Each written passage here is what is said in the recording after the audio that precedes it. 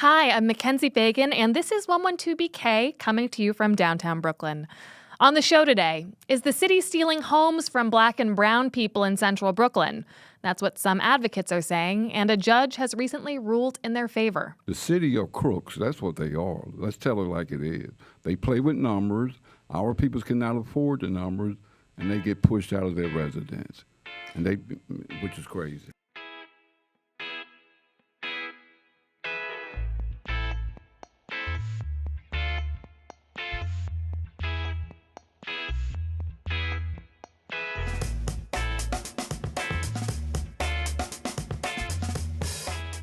There's a whole genre of segments we do here at 112BK where we talk about policies that seem like really great progressive ideas, but that turn out to be trash. There was the episode about sex-selective abortion bans. Seem great? Terrible idea. Same with FOSTA SESTA, which tries to prevent sex trafficking but ends up making vulnerable sex workers even more vulnerable. Today, we have some questions about the practice known as third-party transfer, whereby the city takes possession of distressed residential properties and gives them to a developer to rehabilitate as low-income housing. Sounds reasonable, but maybe it isn't, according to a state Supreme Court judge and our next two guests. Kelly Mena is a reporter with Kings County Politics who's been covering this story extensively. Thanks so much for coming on. Thank you for having me. And James Caldwell is the president of the 77th Precinct Community Council. Thank you so much for coming on 112BK. Thank you. So let me start by reading a description of the third-party transfer program from the New York City's website. It says, HDP's third-party transfer program designates qualified sponsors to purchase and rehabilitate distressed, vacant, and occupied multifamily properties in order to improve and preserve housing affordable to low and moderate income households. That seems pretty great. Why isn't it that great?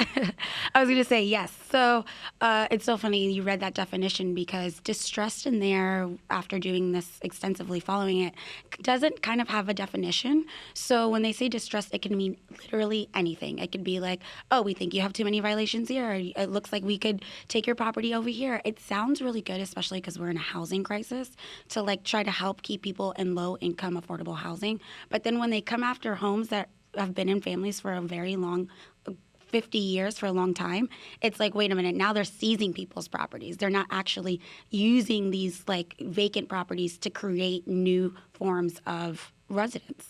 Right. So that's where the issue really comes in.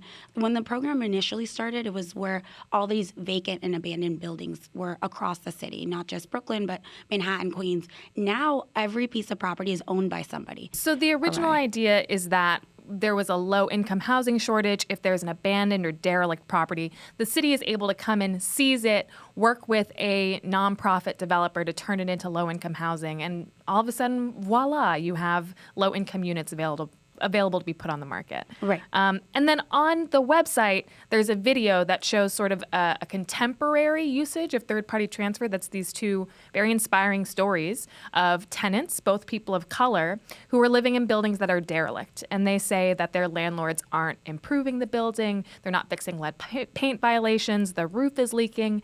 And so the city stepped in, seized control of those buildings, made improvements, and these longtime residents of the buildings were able to stay in their housing. So those are two potentially positive uses of this, right? Right. But talk to me a little bit about a negative use of third-party transfer, or where it gets a little bit shady. Right. Yeah, I think Mr. Caldwell would be great to kind of talk about it. He initially started us off with this with one of the home property owners, Miss Marlene Saunders. I don't know if you want to say something, Mr. Caldwell. Yeah, what happened to Miss Marlene Saunders? Maybe you can tell us her story. Well, first of all, Miss Marlene Saunders, she has been the vice president for the Precinct Community Council for over 21 years. She owned the property at 1217 Dean Street, which had been in their family for 30 years. She had worked 2 to 3 jobs in order to purchase the home because she wanted to, to make sure that her 2 sons, would be a part of generational wealth. And her home was appraised at $2.2 million, and she had a water bill for $3,792.20. And the city took her house for that amount. She didn't get no warning. Nothing. She didn't receive anything in the mail. All she knew that in late August she found out that her house has been transferred to a third party. She was shook, and who wouldn't be after working all this time and you're losing your home? But what we did, we ran right over to Robert Carnegie's office, the city council member, and unannounced. And we went in and told him that this is not right. You know, how could this possibly happen? How could you come in and just take someone's home without giving them any notice? And for $3,700, that don't even make sense. You know, so at that point, he said that he would try to help us, which he did. He worked with us, but for the most part, the one that really broke the story was Kings County politics. Being that I had known Mr. Witt for over 12 years, we called him up, we told him the severity of the story, and he came right over. And they wrote the story the very next day. Mr. Caldwell, where is the 77th Precinct? It's in Crown Heights, 127 Utica Avenue, right off the corner of Bergen Street. So, Crown Heights, how long have you been a resident of the neighborhood? Been over 40 years. And what changes have you seen, broadly speaking? Well, the changes I have seen is that more people that look like me are getting pushed out of their neighborhood. Those are the people that in some of these housing, you know, that they are losing to the city.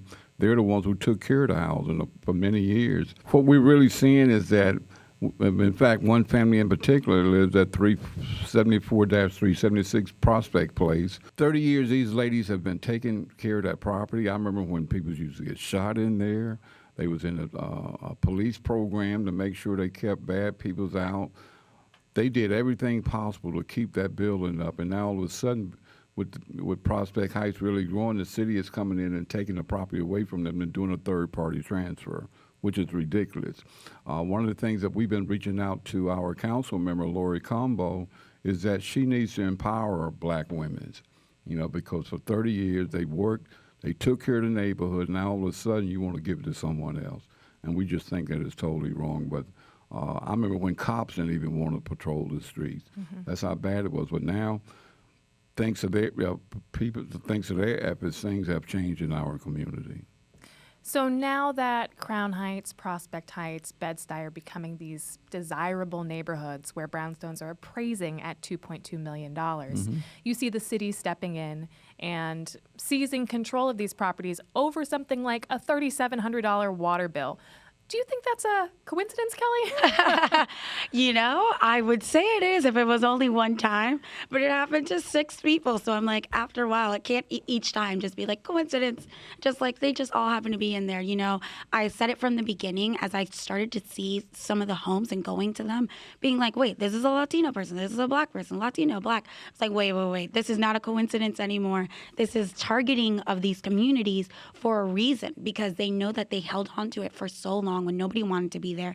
Now they're worth something. Let's take it back and be like, oh, you're in some way you're not in line with what the city needs you to do. So it's really sad if you think about it. I mean, here's an example of a property in Brownsville that seems to be the type of property that third-party transfer was created to rehabilitate. Right. So this is a property that had over $32,000 in arrears owed to the Department of Finance, almost $45,000 in arrears to the Department of Environmental Protection. It had lead violations, vermin, missing window guards, and a history of non-compliance with regulations. And the owner had been receiving notifications since mid-2015. So I think that's a case potentially where you're like, especially if there are tenants, those tenants are not being served by their landlord, perhaps something should be done, the city should step in. In the case of a $3,700 water bill with no notification, how did the city explain that to Ms. Saunders? They actually blamed her and said that it was her fault on her side. It was a clerical error, but they blamed it on her, saying that she put it to the wrong property, like lot number. Mind you, Miss Saunders is an older lady, and I don't know, people who have seniors in their homes, they're pretty meticulous. She does it every year. You only pay one time. It's during the summer, and she goes down to the Department of Finance, literally writes out a check and gives it to them in front of them and waits for a receipt. So for them to say that after 35 years, 1 year she messed up and like got it wrong, is like, wait a minute, she's probably not going to get it wrong after all these years. So it was like, and even if she did get it wrong, one time in 35 years for under $4,000. That's what I'm saying. And her home is worth $2 million. So you think Right. about it, $3,700 compared to $2 million is literally nothing. She could go into a bank tomorrow and they'd be like, totally, we can cover this. Were It's there not. any violations? Was she the type of landlord who, was letting lead paint poison the babies of her tenants? No. Her home is in immaculate condition. Mr. Caldwell has been there himself. She owns the whole building, but it's beautiful. She actually renovated it. And at the time that they were trying to take her home, the outside got redone. She did a couple of touch-ups on it, but it's an immaculate brownstone. It's beautiful. Yes, it is. So what happens then when the city steps in and seizes this property? Is the landlord compensated in any way? Who gets control of this property? Who owns it after third-party transfer is invoked? Well, it's kind of an interesting kind of thing. It's not necessarily owned by a nonprofit. So what they do is they put it into a kind of a holding, and then that kind of department then gives it to a third party, which is a nonprofit. These qualified nonprofits are we think of them as nonprofits that the de Blasio administration has very close connections to. We don't actually know the list of all of them. And basically, they hold on to it under the name of the city. So the city actually owns the deed to the property, but it's the third party, the nonprofit, who manages the building on behalf of the city. So it's basically the city's owning that land again. I see. And so then once this qualified sponsor, this nonprofit, works with a developer to renovate the building, then those units go back on the market. Is that right? They do, and they go up from the original price that they were at. So what also happens is they move all those residents out for as long as they need to rehabilitate the building. But if you think about it, these are families that have been here for a while. So if you move them, they're probably not going to be able to come back because it's like they have to reestablish their whole life again somewhere else for 2 or 3 years. And then to tell them, okay, now you have to come back to the building that you were initially lived in that was totally fine, is like asking for a lot of low-income residents.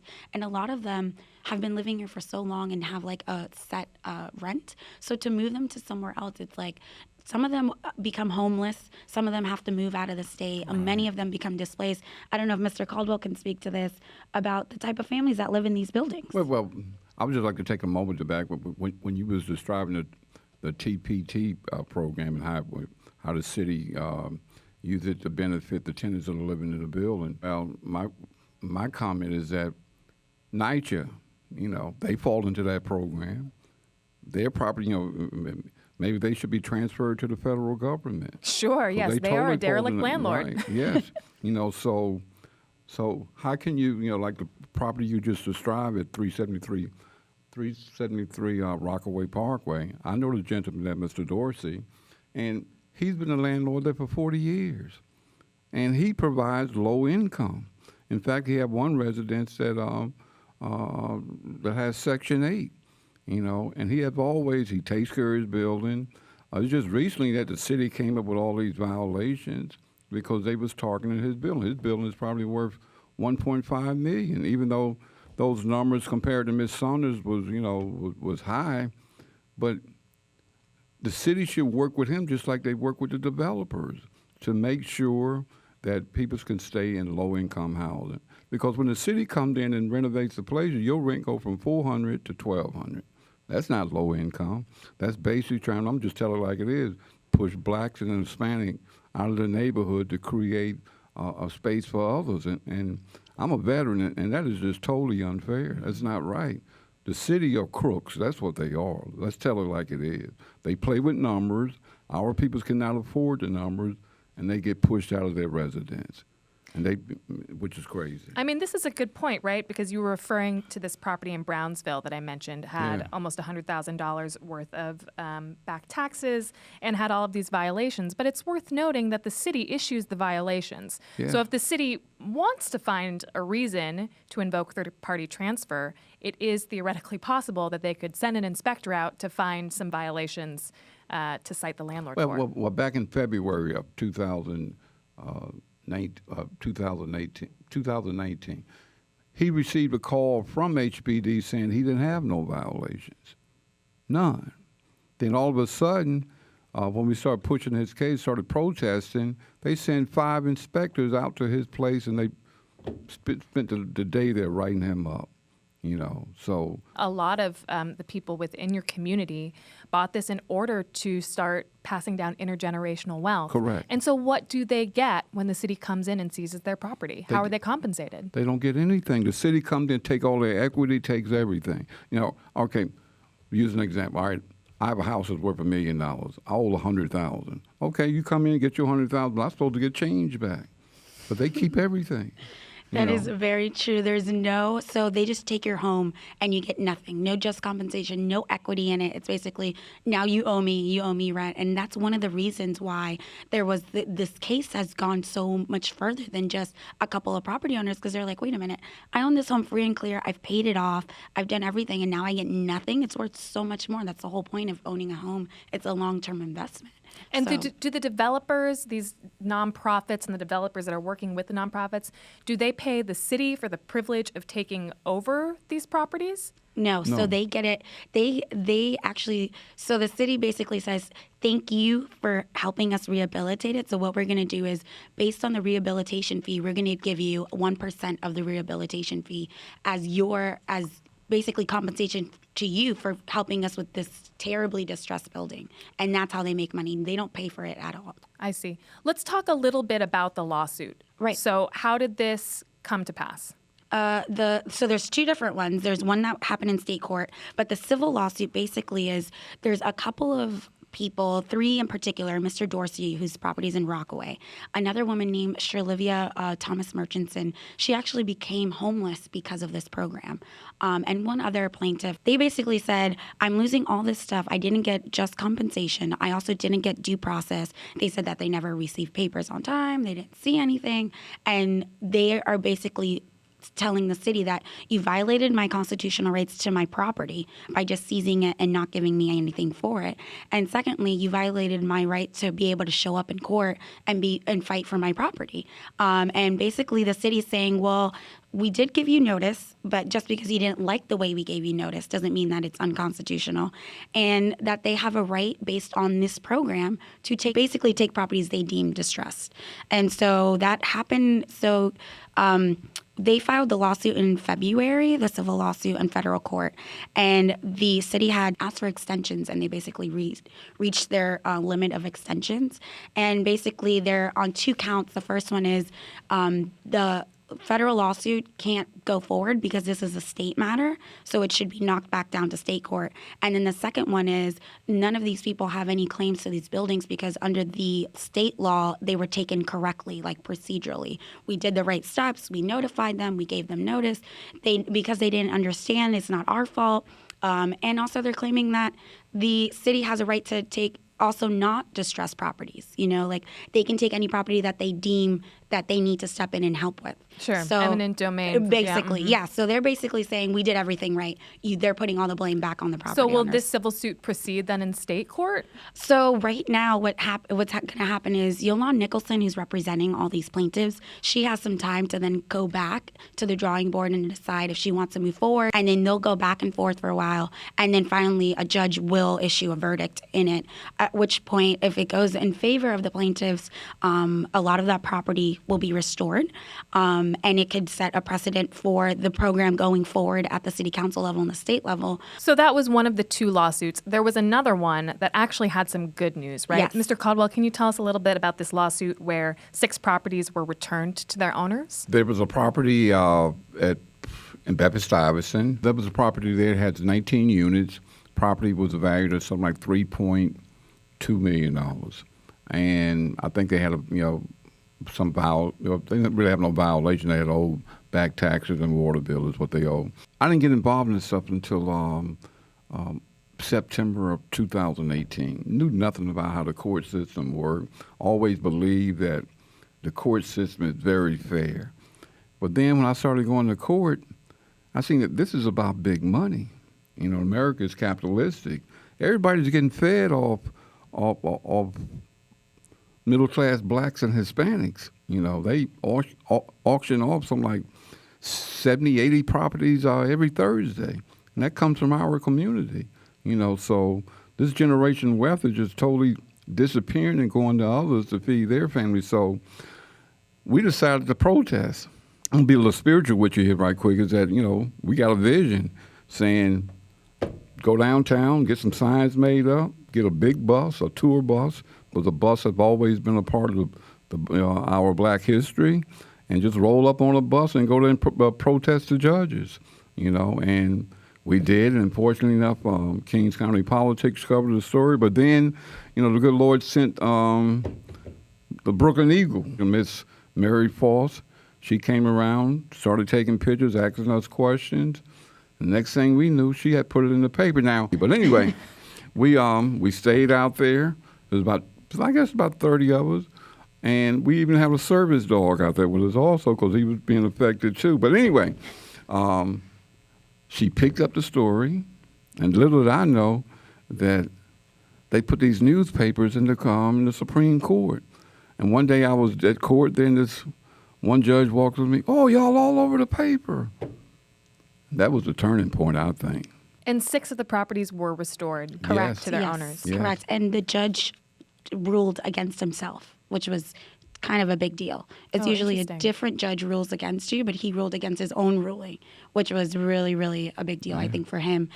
Because a lot of people blamed him. They were like, why weren't you looking? Why weren't you paying attention? But he has clerks that do all these filings for him, so he doesn't really necessarily get to look at every piece of paper. And he looked at it and was like, whoa, this is, I think, a redeeming opportunity for him, because he was like, these should have never been taken. So in addition to a judge having to sign off, city council members who represent the district also have to sign off. Correct. So you mentioned that you went to Councilmember Corneghi's office and you asked him for help. You mentioned that Lori Cumbo is also a person in a district that is affected. What is the message that you want to send to council members about TPTs? Message that I want to send is that you have to work with these property owners. You have to work with the ones that live in these co-ops. You got to work with them, because where are they going? Where are they going? Far Rockaways, a place that they're not familiar with. They don't have nowhere to go. And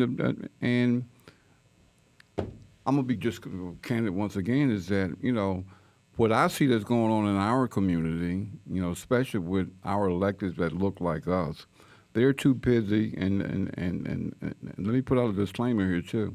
I was a Democrat up until 2015.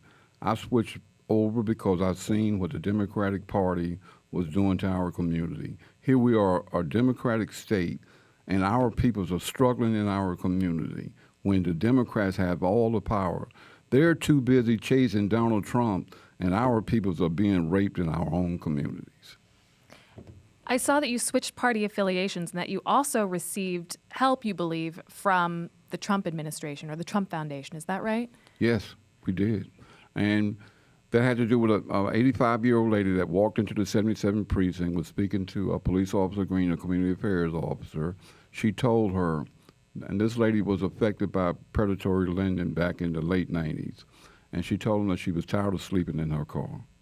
And the city wanted to put her in a shelter, and we felt that she was too old to be in a shelter. And what I did, once again, led by the Spirit, I had somebody to drive me over to Trump Tower. Next thing I knew, I was receiving a call from Lynn Patton, who is now, I think, the Secretary of HUD. Correct. For New Jersey and New York. And she had was putting us, she said, well, there ain't too much we can do right now, but we want to give Ms. Ward a break. We're going to put y'all on a plane. You're going to Las Vegas to go to the 3rd presidential debate. Here we were up in the air.